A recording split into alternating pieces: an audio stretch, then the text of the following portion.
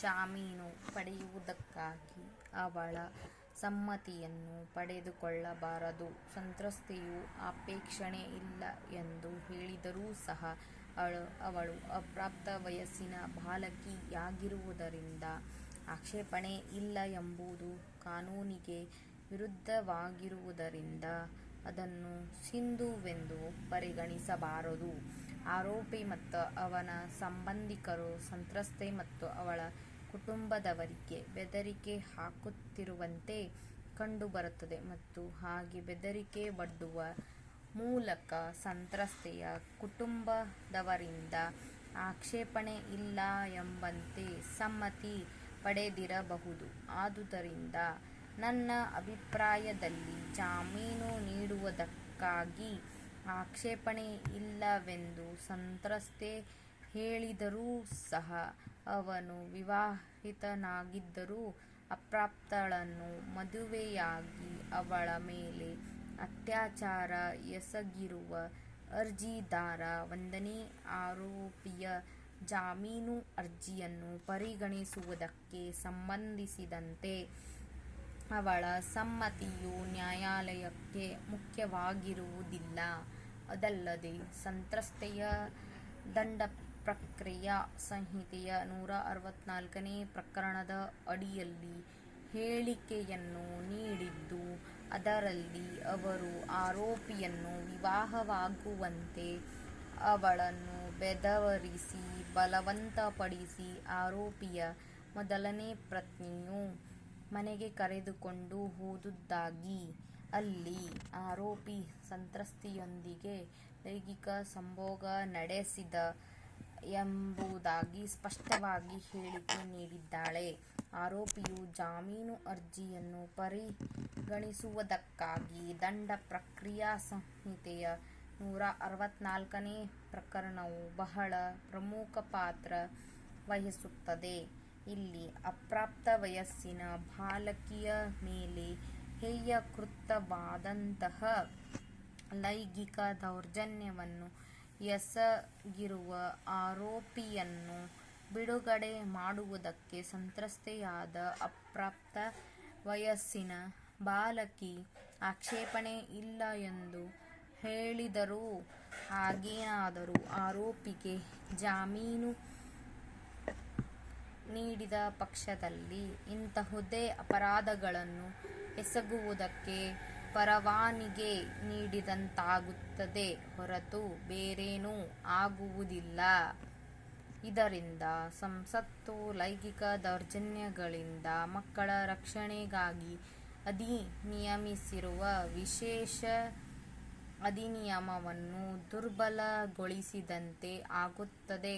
ಅಲ್ಲದೆ ಭಾರತ ದಂಡ ಸಂಹಿತೆಯ 375ನೇ ಪ್ರಕರಣದ ಉಪಬಂಧಗಳ ಜೊತೆಗೆ ಬಾಲ್ಯ ವಿವಾಹ ನಿಷೇಧ ಅಧಿನಿಯಮದ 9 ಮತ್ತು 10ನೇ ಪ್ರಕರಣದ ಉಪಬಂಧಗಳನ್ನು ಪಲ್ಲಟಗೊಳಿಸಿದಂತಾಗುತ್ತದೆ. ಅದು ಸಮಾಜಕ್ಕೆ ತಪ್ಪಾದ ಸಂದೇಶವನ್ನು ನೀಡುತ್ತದೆ. ಆದುದರಿಂದ ಸಾರ್ವಜನಿಕ ಹಿತಾಸಕ್ತಿಯ ದೃಷ್ಟಿಯಿಂದ ಮತ್ತು ಇಂತಹ ರೀತಿಯ ಹೇಯವಾದ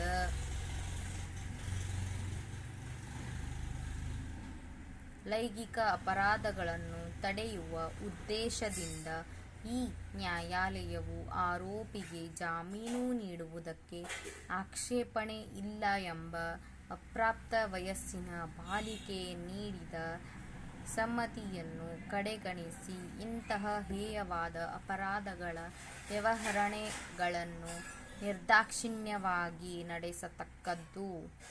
ಘನ ಸರ್ವೋಚ್ಚ ನ್ಯಾಯಾಲಯವು ಇಂತಹುದೇ ಮೊಕದ್ದಮೆಗಳ ಸಂದರ್ಭದಲ್ಲಿ ಸತೀಶ್ ಕುಮಾರ್ ಜಯಂತಿ ಲಾಲ್ ದಬ್ಗರ್ ವಿರುದ್ಧ ಗುಜರಾತ್ ರಾಜ್ಯ ಮೊಕದ್ದಮೆಯಲ್ಲಿ ಈ ಕೆಳಗಿನಂತೆ ಅಭಿಪ್ರಾಯಪಟ್ಟಿದೆ.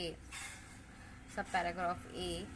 ಭಾರತ ದಂಡ ಪ್ರಕ್ರಿಯಾ ಸಂಹಿತೆ 1860ರ 375ರಲ್ಲಿನ 6ನೇ ವರ್ಣನೆಯು ಮತ್ತು 376ನೇ ಪ್ರಕರಣದಲ್ಲಿ 16 ವರ್ಷಗಳಿಗಿಂತ ಕಡಿಮೆ ವಯಸ್ಸಿನ ಅಪ್ರಾಪ್ತ ಬಾಲಕಿಯ ಮೇಲೆ ಲೈಂಗಿಕ ದೌರ್ಜನ್ಯ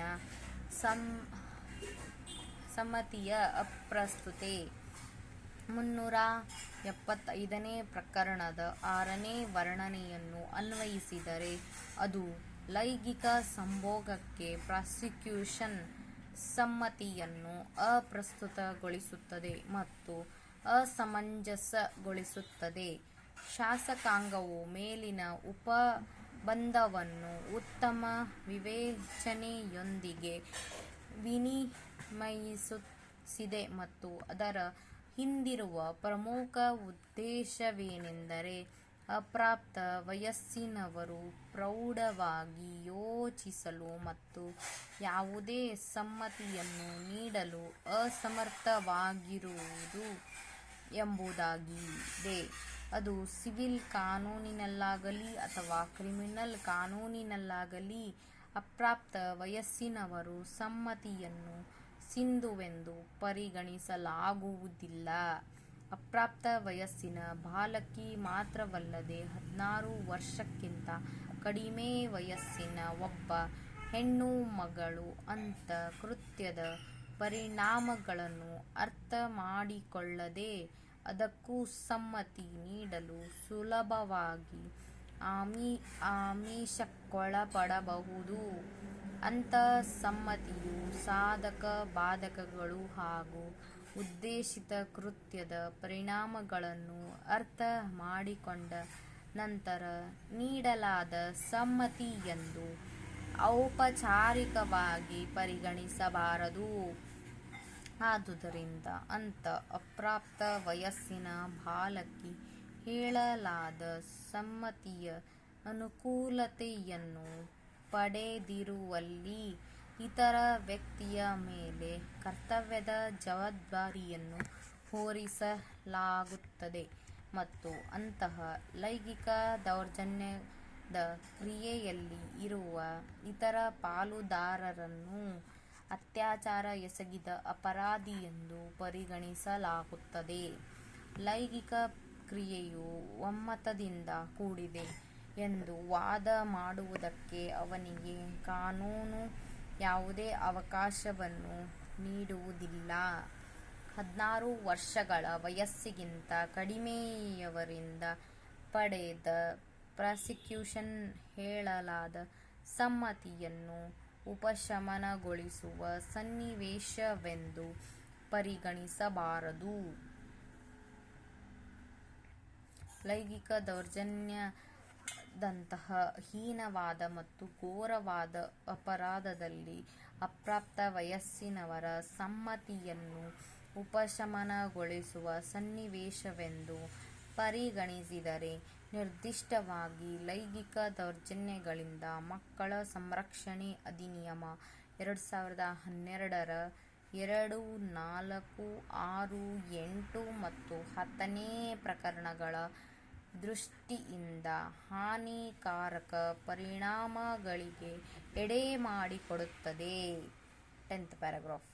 ಘನ ಸರ್ವೋಚ್ಚ ನ್ಯಾಯಾಲಯವು ವಿಧಿಸಿದ ತತ್ವಗಳನ್ನು ದೃಷ್ಟಿಯಲ್ಲಿಟ್ಟುಕೊಂಡು ಮತ್ತು ಈ ಸಂಗತಿ ಮತ್ತು ಸನ್ನಿವೇಶಗಳನ್ನು ಗಮನದಲ್ಲಿರಿಸಿಕೊಂಡು ಅರ್ಜಿದಾರ 1ನೇ ಆರೋಪಿಯು ಜಾಮೀನಿಗೆ ಹಕ್ಕುಳ್ಳವನಲ್ಲವೆಂದು, ಹಾಗಾಗಿ ಕ್ರಿಮಿನಲ್ ಅರ್ಜಿಯು ವಜಾ ಮಾಡಲು ಅರ್ಹವಾಗಿದೆಯೆಂದು ಅಭಿಪ್ರಾಯಪಡುತ್ತೇನೆ. ತದನುಸಾರವಾಗಿ ಕ್ರಿಮಿನಲ್ ಅರ್ಜಿಯನ್ನು ವಜಾಗೊಳಿಸಲಾಗಿದೆ.